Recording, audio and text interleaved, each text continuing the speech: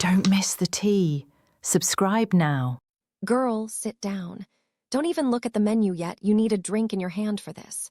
Seriously, flag the waiter down because I am vibrating with rage. You know I've been trying to keep my cool, right? I've been trying to be the bigger person, the Zen mama, all that nonsense.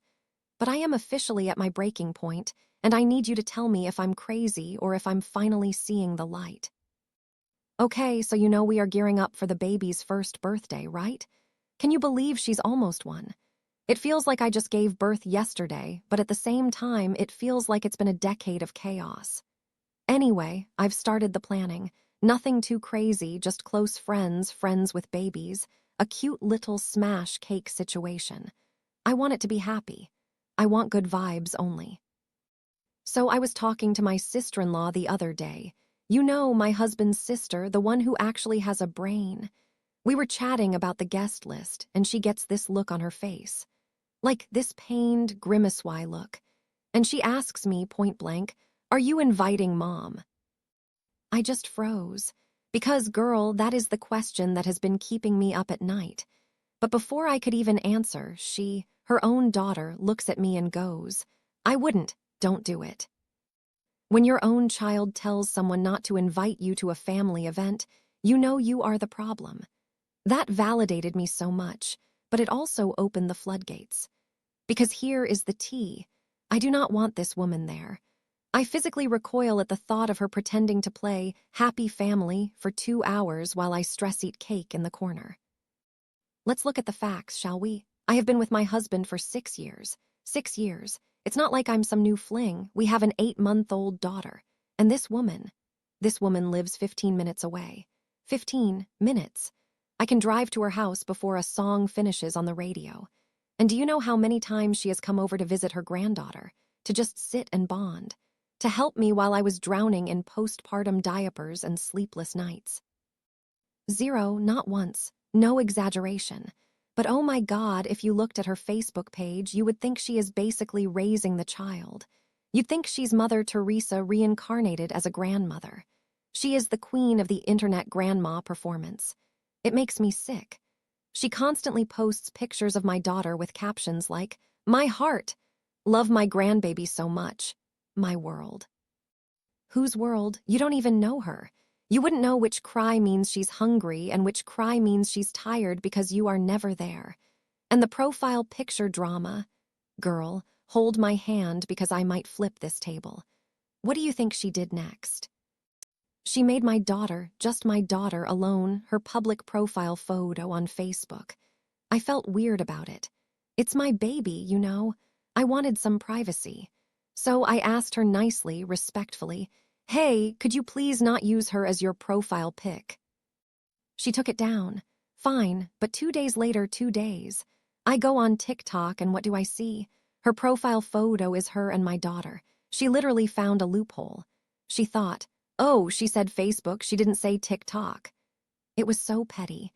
It was a calculated move to show me that she doesn't respect my boundaries but wants to technically follow the rules. And where did she even get that photo?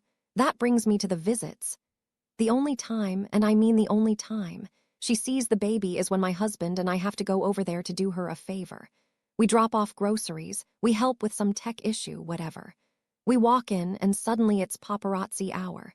She swoops in, grabs the baby, snaps 20 photos in rapid succession, and then, that's it. Once she has the content for her Facebook feed, she's done. She acts like Grandma of the Year for 5 minutes, gets the evidence, and then checks out. She doesn't get on the floor and play. She doesn't ask about her schedule. She just wants the clout. It's all image. It's all for the show. Let's rewind to when I gave birth because I'm still traumatized by this. You know how I wanted peace and quiet at the hospital? I barely had time to stitch up and breathe. Less than an hour after I pushed a human being out of my body, she shows up uninvited. Just waltzes into the recovery room. I'm bleeding, I'm exhausted, my boobs are out, and there she is, demanding to hold the baby. No, how are you? No, do you need water? Just entitlement, radiating off her like a bad perfume. And the comments, oh, the passive-aggressive comments. If I had $1 for every dig she's taken at me, I could fund this entire birthday party. She calls me stupid mama. Can you imagine? Who calls the mother of their grandchild stupid to her face? She does it in that joking voice, but we all know it's not a joke. She says, "Don't tell me what to do, mama," when I give her basic instructions. And the advice?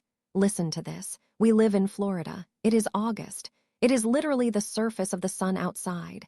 The humidity is like walking through soup, and she is harassing me because the baby isn't wearing socks. Socks. In Florida, in August, she's cold, poor thing. I'm like, Janet, she is sweating, she is fine. Then, when the baby was 2 months old, exclusively breastfed, mind you, she starts nagging me about giving the baby water. She needs water. Give her water. I had to explain, like I was talking to a toddler, that you do not give water to a 2-month-old because it messes up their electrolytes and kidneys. And she looks at me like I'm the idiot, like I'm depriving my child. I tried, though. I really did try to bridge the gap. About 2 months ago, when the baby was 6 months, I swallowed my pride. I texted her. I sent a genuine, nice text. I said, "Hey, if you ever want to spend the day with her, let me know. We can even come pick you up, bring you over, hang out at the house, spend the day together." I offered to chauffeur her, I offered to host her, I laid out the red carpet. And what did she say? She texted back, "I might take you up on that." Might. And then she added, LOL. LOL, what is funny? What is funny about me begging you to have a relationship with your granddaughter? And guess what? She never took me up on it. Silence. So here I am, staring down the barrel of this first birthday party. What do you think I should do? My family lives out of state, so they can't make it. It's mostly going to be my friends, their kids, and my husband's siblings. If I don't invite her, she is going to notice. Her other kids, my SIL and BIL, will be there. She's going to see the photos. She's going to hear about it. But I made a promise to myself. I looked in the mirror and said, if she does not make a single attempt to visit or help before this baby turns 1, she does not get to celebrate the milestone. You don't get to celebrate a year of life if you weren't part of that year. You don't get to eat the cake if you didn't help mix the batter. You know what I mean. I know exactly what will happen if I invite her. She'll show up late. She'll complain about the food. She'll snatch the baby away from me to take 50 photos for Facebook so her friends can comment, "Beautiful granny." And then she'll hand the baby back the second she cries. She'll probably make a comment about my decorations or how I'm dressing the baby. She'll hover.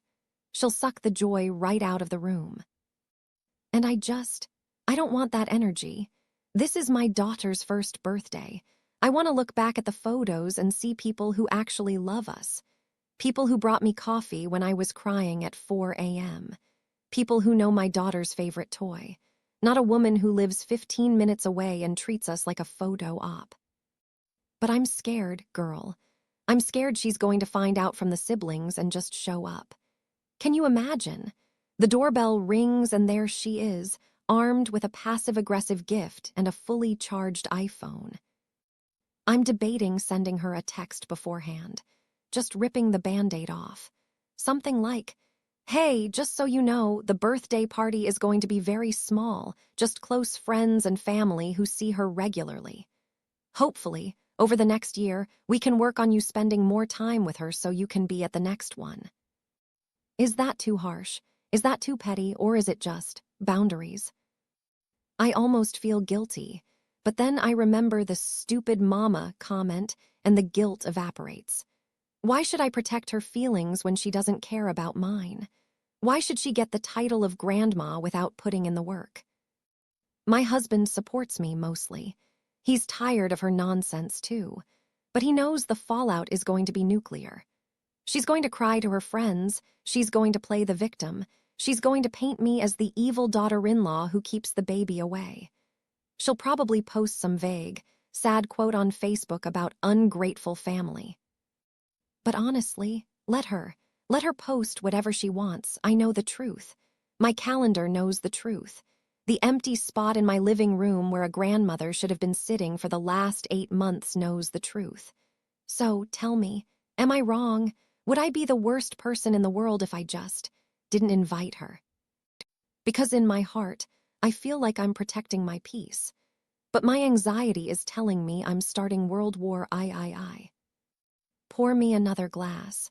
I need to draft this text message, and I need you to proofread it before I lose my nerve. What would you do? Would you let her come just to keep the peace, or would you lock the door and turn off the lights?